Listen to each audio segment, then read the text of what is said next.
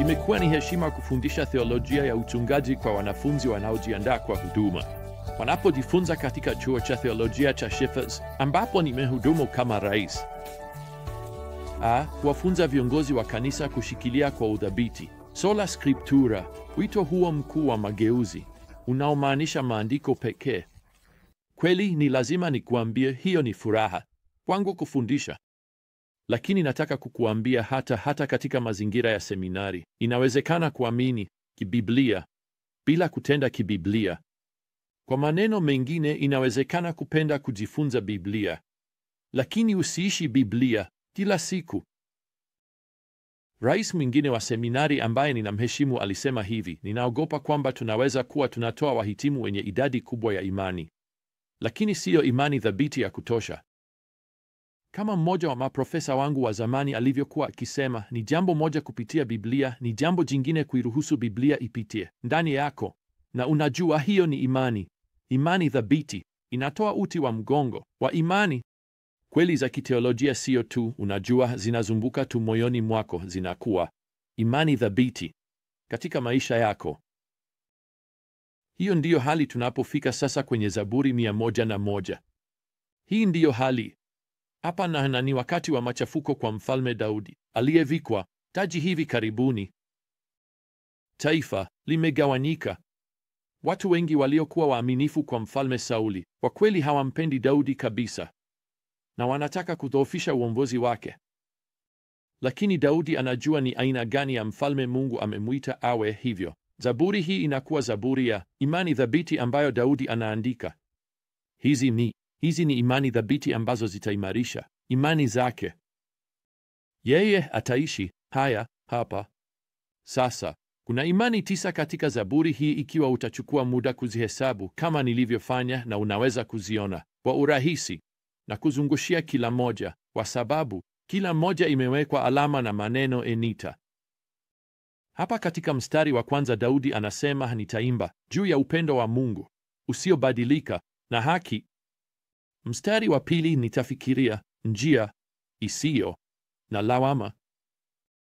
Sasa kwa hilo Daudi anauliza swali hapa katika mstari wa pili, lini utakuja kwangu? Sasa yeye hurejelea si Mungu bali sanduku la agano ambalo linahitaji kurudi Yerusalemu.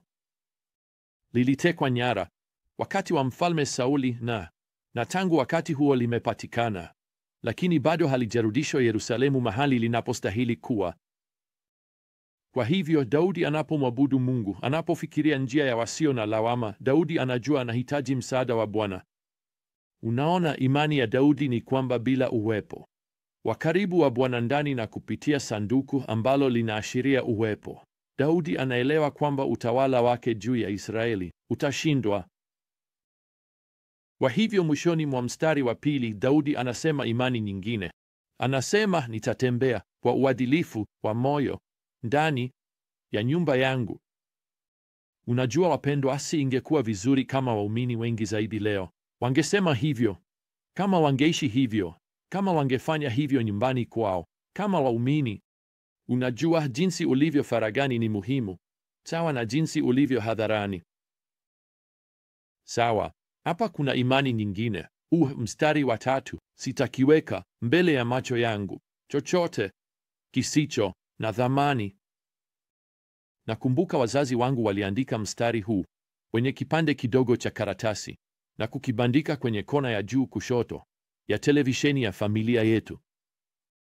Kila wakati mimi na ndugu zangu watatu tulipotazama kulikuwa na kadi hiyo, mstari huo ukitutazama, sitakiweka mbele ya macho yangu chochote kisicho na thamani. Sasa bila shaka kile ambacho Daudi anaandika hapa kinaelezea karibu kila kitu leo kwenye televisheni na mtandao na kila kitu kingine ambacho kinaweza kuwekwa mbele ya macho yako. Kwa hivyo swali ni hili: ni hatua gani utachukua leo ili kuepuka macho yako, ili kuepuka umakini wako? Hii ni dhana ya kuzingatia. Ni nini ambacho hautazingatia kwa macho yako, ambacho hakina thamani, ambacho ni dhambi? Itakuzuia unapotembea na Kristo. Unajua, siwezi kujizuia kufikiria kile kinachotokea wakati Daudi anapuuza msimamo huu maalum. Siku ile alipoona Bathsheba akioga chini Aliweka kando msimamo huu, sivyo? Na analipa gharama kubwa ya matokeo ambayo yatadumu maisha yote. Sasa hapa katika Zaburi 102, mwandishi huyu asiyejulikana anapambana na hali fulani maishani ambayo inamfanya azimie kwa huzuni na kukata tamaa. Kwa kweli, kichwa cha juu cha Zaburi hii kinasema hivi: maombi ya mtu aliyeathirika anapozimia na kumwaga malalamiko yake mbele za Bwana. Nataka usikilize jinsi mtunga Zaburi anavyoelezea maisha yake, na labda unaweza kujitambulisha naye kwa sababu ya kitu ambacho unachopitia sasa hivi.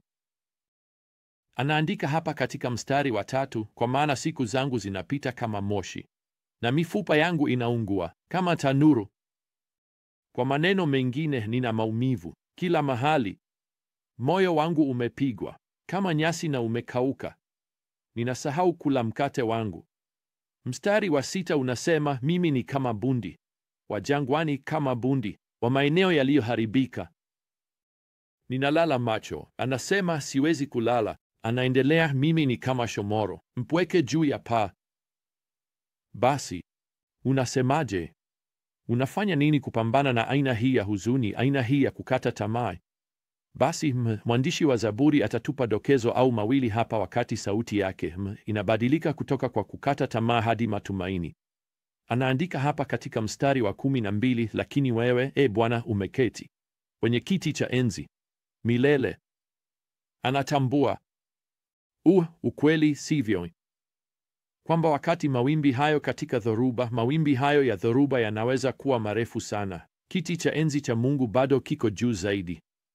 Lakini unaweza kuwa unajiuliza swali, je, kiti cha enzi cha Mungu kiko juu sana kiasi kwamba hatajali matatizo yangu hapa chini? Basi mstari wa 17 unazungumzia shaka hiyo. Anasikiliza maombi ya wahitaji na adharau maombi yao. Kitenzi cha Kiebrania hapa kwa anasikiliza inamaanisha kimsingi ugeukia. Kwa maneno mengine, hageuzi mgongo wake kwako. Anageuza umakini wake wote kwako kila wakati unapolia kwa kukata tamaa. Sasa baada ya kueleza imani yake kwamba Mungu anamsikiliza hata wakati haionekani hivyo, mtunga Zaburi sasa anatoa sehemu muhimu ya suluhisho kwa yeyote anayekumbwa na kukata tamaa na nyakati ngumu. Na hii ni mfano wa kushangaza sana. Kwangu yeye atageuza umakini wake kwa watu wengine ambao wanahitaji. Anaandika hapa katika mstari wa 18, na iandikwe kwa kizazi kijacho, ili watu ambao bado hawajaumbwa kwa njia, hao ni wewe na mimi, waweze kumsifu Bwana.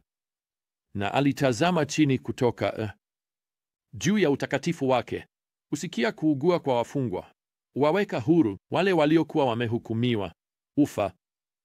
Unajua wapendwa, moja ya mambo bora unayoweza kufanya unapohisi kukata tamaa ni kuangalia tu pande zote. Fikia wengine, kwa sababu kutakuwa na mtu mwingine anayekabiliwa na nyakati ngumu, na labda hata amekata tamaa zaidi kuliko wewe.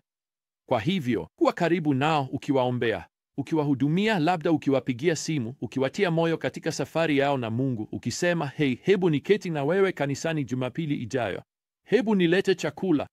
Hiyo itabadilisha mtazamo wako kuhusu hali yako mwenyewe. Sasa tunapoingia katika Zaburi 103, tunapewa hatua nyingine ya kuchukua ambayo pia itapambana na kukata tamaa.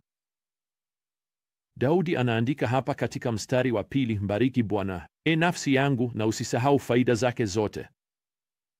Unajua Daudi anafanya nini hapa? Yeye anazungumza na nafsi yake.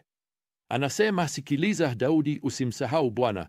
Sikiliza, e nafsi yangu, usisahau yale ambayo Bwana amefanya. Bwana hajanisahau, anakumbuka mimi. Kwa hivyo ninahitaji kufanya vivyo hivyo, na ninahitaji kuanza kuweka rekodi ya faida zake. Huo ni ushauri mzuri. Unajua, wakati unahisi kukata tamaa, unakuwa na tabia ya kusahau kile ambacho Mungu amefanya, na unakuwa na tabia ya kupuuza kile anachofanya. Hata leo, kupoteza kumbukumbu ya kiroho ni mojawapo ya magonjwa hatari zaidi yanayowakabili waumini. Unahitaji kupambana nayo. Unahitaji kubishana nayo. Mtu mmoja aliniambia wakati mmoja, kuna tofauti kubwa kati ya kusikiliza nafsi yako na kuzungumza na nafsi yako. Naam, unahitaji kuzungumza na nafsi yako. Andika orodha ambayo unaweza kuzungumza nayo mwenyewe. Usisahau kile ambacho Mungu amefanya na anafanya. Daudi anaandika sasa hapa katika mstari wa 3, moja ya faida za Bwana ni kwamba anaponya magonjwa yako yote. Sasa usielewe vibaya, huwezi kuruka kwenda kwa daktari. Anazungumzia magonjwa ya roho, sio ya mwili. Na kwa njia, Mungu anaweza kuponya mwili wako ikiwa anataka. Kwa kweli, kama Daudi, kama kila mtu mwingine, unaweza kuombea wagonjwa, unaweza kujiombea mwenyewe, lakini sote hatimaye tutakufa. Sijawahi kukutana na mtu yeyote aliyekufa kwa afya njema. Sote hatimaye tunaugua vya kutosha na kufa. Lakini huzuni, kukata tamaa na wasiwasi ni magonjwa ya roho, na unajua nini? Mungu anaweza kuyaponya tunapomkumbuka, tunapofanya mazoezi ya kumbukumbu zetu, tunapowahudumia wengine na tunapomwamini kwa leo na kesho. Ninakumbusha wimbo ulioandikwa na John Ottman ambaye aliandika nyimbo kadhaa maarufu za kanisa katika miaka ya 1800. Naam, mwaka 1897 aliandika moja ya nyimbo zake maarufu zaidi. Kichwa chake ni Hesabu Baraka Zako. Unaweza kujua wimbo huo. Unaenda hivi: wakati mawimbi ya maisha yanakutupa huku na kule, wakati unakata tamaa, ukifikiri kila kitu kimepotea, hesabu baraka zako nyingi, zitaje moja baada ya nyingine, na itakushangaza kile Bwana amefanya. Sasa hatujui kama Zaburi 103 ilimchochea Ottman kuandika wimbo huo, lakini lazima nikuambie, inasikika sana kama ushauri wa Mfalme Daudi kutoka kwa Bwana. Kuongeza baraka zako kuna njia ya kipekee ya kupunguza mizigo yako. Kwa hivyo, tuanze kuzihesabu leo. Na kwa hayo tumeishiwa na muda mpaka safari yetu ya hekima inayofuata. Wapendwa, neema ya Bwana Yesu Kristo na upendo wa Mungu na ushirika wa Roho Mtakatifu uwe nanyi nyote. Amina.